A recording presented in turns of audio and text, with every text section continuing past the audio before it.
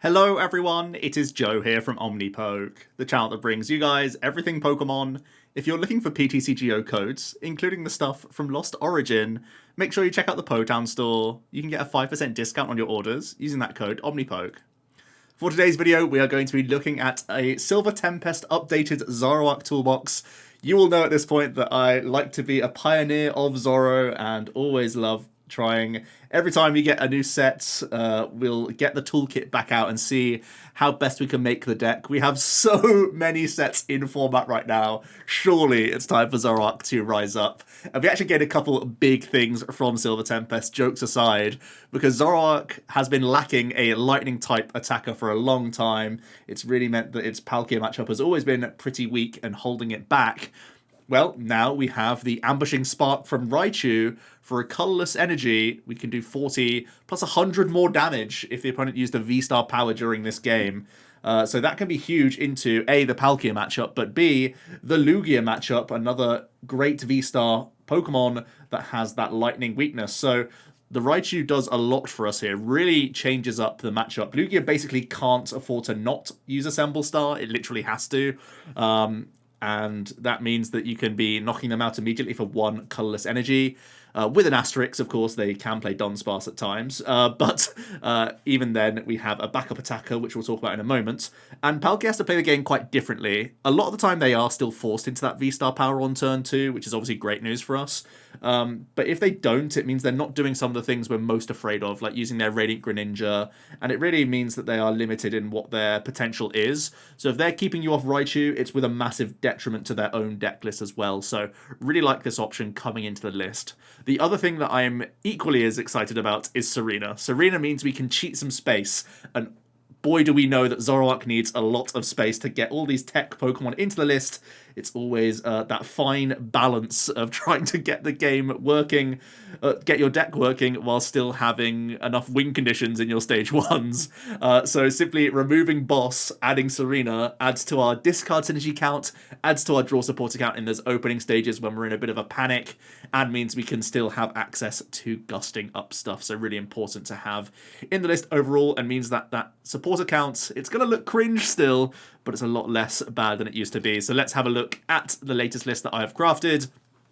We are obviously maxing out counts of the Zoroark here, as well as Cinccino. Still the best partner, in my opinion, mostly because of the Call for Family attack being a great way for us to get into the game, get multiple Minccino out, multiple Zorua. Manaphy is going to be an important thing to scout in the early stages as well, against Palkia, against Giratina, even against Lugia to an extent if they're the Aurora-based build. Protect yourself from an amazing rare Raichu, so still a really crucial one-off to have in the deck list, and oftentimes search for quite quickly with your Call for Family or with the huge amount of ball search we have for basics in the openings. So yeah, still love having the Cinccino line in here. Of course, makes you giving us discard synergy, not just for our Pokemon, but also for a few fire energies, because we have basins in here as well. We have a lot of things that love hitting the bin, which is great. Every now and then you can attack with energy assist, and it can act similarly to like a choice belt where you can set up damage on things, so not to be slept on there either. Let's have a look at our Stage 1 toolkit then. We have the Raichu, which I've already talked about, great for Palkia, great for Lugia. But we also have the Appletun in here for the situations when Lugia is going to play a Dunsparce, because it's a very easy include for them to protect themselves. There could easily be reason for them to play Dunsparce, not just because they're silly Raichu, but also because of Regis and a few other key matchups. So yeah, even mirror match to an extent. So people very easily could be playing Dunsparce, which means we have the Appletun fallback play with the thick mucus doing 70x the amount of special energy attached to your opponent's Pokemon. They can play Twin, which would put you down to just the 210. Even that's still obviously very efficient damage. But there are times where they're not able to do that. For example, when they are forced to pay retreat out of non-Lugia targets, they oftentimes have to spend a Twin or a DTE just retreating their guy, and then they are forced into a 4-energy Lugia. So yeah, there are easy ways, 2 different options for us to hit 280 on a Lugia, which is absolutely absurd, to be honest. Appletun also has the upside of being huge into Blissey, which would otherwise be a bit of a headache matchup, especially based on which fighting type tech we're choosing. So Appletun gives us some Blissey redundancy as well, which is great. So two huge options at hitting Lugia is obviously a big deal here. Mightyena, no surprises. This is in here for the Mew matchup. Yes, you need Belt established to knock them out via Oricorio. And yes, they can Lost City, so you can only use one Mightyena. But that's really fine. I mean, we can find our our 3 prizes elsewhere by using like Serena Zard on a Genesect and then using Slowbro for game. So don't have to fear about Lost City too much. Just dealing with one Mew will be enough. And in other VMAX matchups, this attacks for free, so that's also pretty handy for you. You can just get 160, try and establish a 2-hit KO onto the likes of a Kiram if you have, you know, Mightyena into Zard or something like that. Could be a fantastic play for you to finish them off. So yeah, also good into other VMAXs, of course. Kleavor is a bit of a soft answer to Arceus. Again, they can play Dunsparce, which obviously would make this a lot less effective. But this is also going to be our main attacker against Regis, which is very important because route is based on the amount of benched Pokemon your opponent has. So the fact that we can Kleavor and Slowbro our way through the Regi matchup is going to be important. Of course, in the mid game as well, you can use your Radiant Zard so you don't just run out of Twin Energies. So yeah, that's kind of the main deal here. We're going to be Kleavoring a lot of the time through our Regis. Obviously, this is very good against Hisuian Zoroark, and this is pretty handy against Arceus. I am a little bit disrespecting of Arceus based on the stage 1s we're playing right now. There could be a higher damage threshold fighting type if we really wanted to. So that's something that could be changing. This is just a placeholder fighting type, and I'll talk about some others in a moment. Slowbro, obviously huge card, not just for one prize matchups like the Regis. This is also going to improve that map and change our race to being like, oh, can I take 4 prizes this game, then Slowbro the final 2, which really just helps out the deck list in general. Altaria is another one that I've always loved in the list. We play 5 different supporter cards and low counts of all of them, so tempting it to the top of the deck, then make doing straight into it is obviously a huge deal for us here to make sure we're always doing what we want to on crucial turns. And it's a great way to Marnie and Roxanne proof ourselves in the late game. If you just have one Mixu, one Altaria in play, sometimes you can piece together all sorts of combos with like Klara and whatnot, get your Zard back. So yeah, very nice card to have. And bear in mind, this is a free retreater as well, so this acts as the natural pivot for the deck, where we only play Bird Keepers and Palpad. So this is a great way to make sure we're not just going to get stalled out or anything like that. So yeah, really awesome card to have. And it makes the Zard that much more usable because you can promote the Altaria, Klara, immediately put down the Zard, base into it, all that sort of stuff, and get swinging. Zard is obviously a huge part of the deck because we have situational attackers, which are obviously handy in certain matchups, but then making sure we have enough resources throughout the sort of mid-game and start taking those prizes, that's where Zard comes in. We're playing the double Basin and the Worker to get rid of Path to the Peaks from the opponent, so the Excited Heart is always online, and also, of course, Basin adds to our attack cost with Combustion Blast, meaning Fire Energies are great at being thrown in the discard pile with Make Do, and Twin Energy also can chip in with the Radiant Zard, so it can come online pretty swiftly, which is awesome to see. So yeah, a lot of lean into this Zard. That's why you are seeing the Basins, the Worker, coming into the deck list. He's obviously an incredibly strong card that we are going to be using a lot in the deck. We have the Manaphy as well. Like I said, a lot of protection against bench stuff is obviously huge. We have the Palpad. Obviously, we play very low counts of supporters, so recycling the likes of Klara, the likes of Birdkeeper, even the Serena in some situations are really important. Hisuian Heavy, obviously for Zard and Manaphy, as well as, you know, sometimes Fourth Zorua and Minccino find their way in there. We got a very high search count. I think the one thing I'm kind of lacking is Ultra Ball potentially coming into the list. We do have a number of 90 hit point stage 1s. Obviously, we have Altaria and Appletun as well as the Cincinos, so that's why Level Ball is such an important high count. It's obviously getting our early game stuff as well. But Ultra Ball could go alongside this draw engine as well. Maybe dropping a quick ball for Ultra Ball to give yourself extra outs into finding these stage 1s quickly could be pretty reasonable. But I'm still really enjoying VIP Pass in here as well. Gives us even more make-do fodder throughout the game and just gets, you know, multiple Minccino and Zorua going. We are a setup deck at the end of the day. It lets us find those VIPs and get rolling. We've got the Choice Belts, obviously helpful on Zard to reach the 280.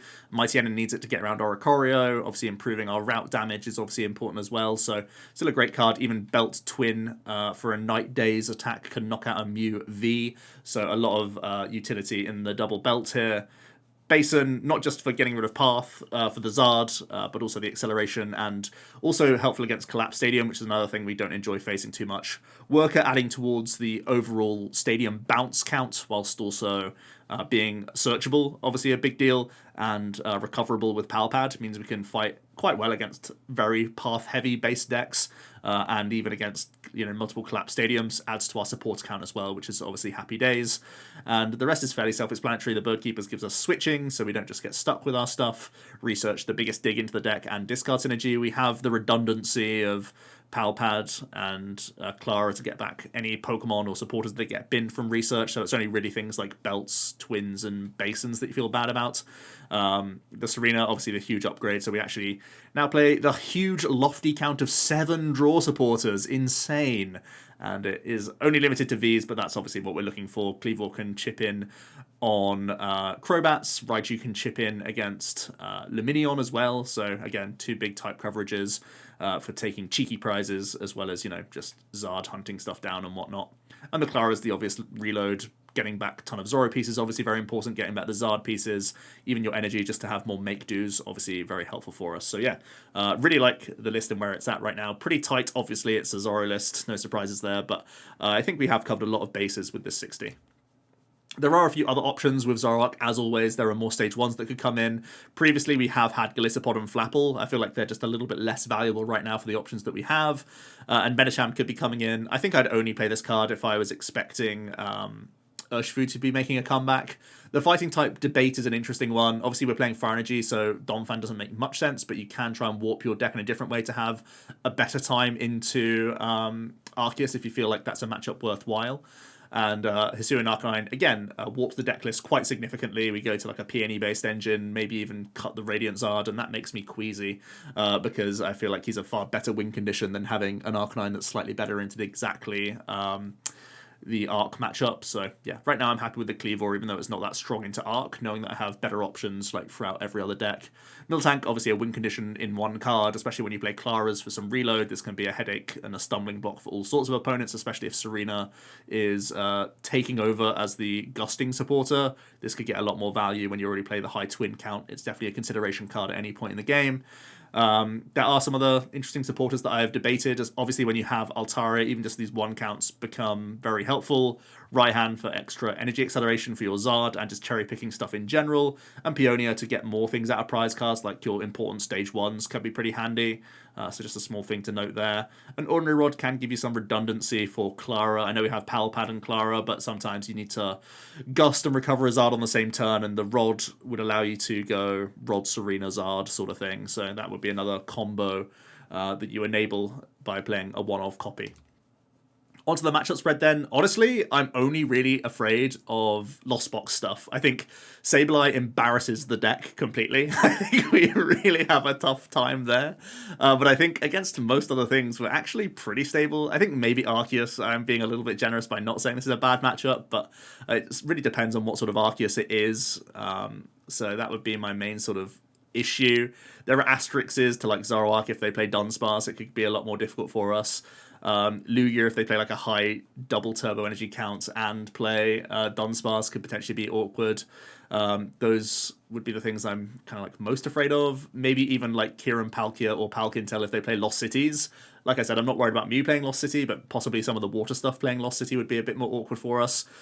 So there are asterisks here, but really on paper, the way that a toolbox should be built should mean we have answers to most of these decks, and that's why the matchup spread looks pretty generous for Zoroark, but that's always the way, right? It always looks good on paper until things start going awry, and we are still very questionable with our draw supporters, even though you now play 7 compared to like the previous 5 I used to play or something silly like that. Some of them are only draw 3s, some of them don't bail you out all the time, and if you don't get multiple Mincinos in the opening stages, things go downhill quick.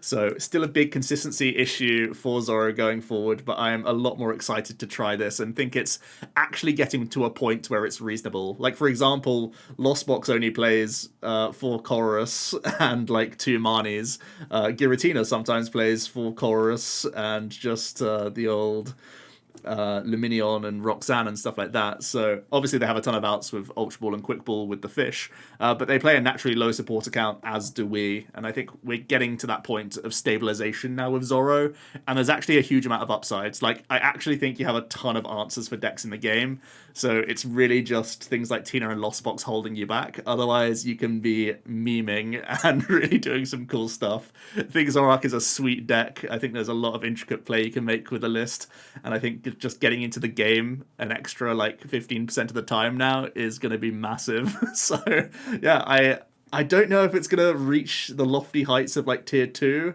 but I feel like we're actually a tier 3 deck probably now, and I think it's not inconceivable for this deck to see some day 2 placements. That's as high as I'll give it. Thanks so much for watching. Hope you enjoyed. And yeah, I look forward to seeing more Zoroark experimentation in Silver Tempest. Cheers.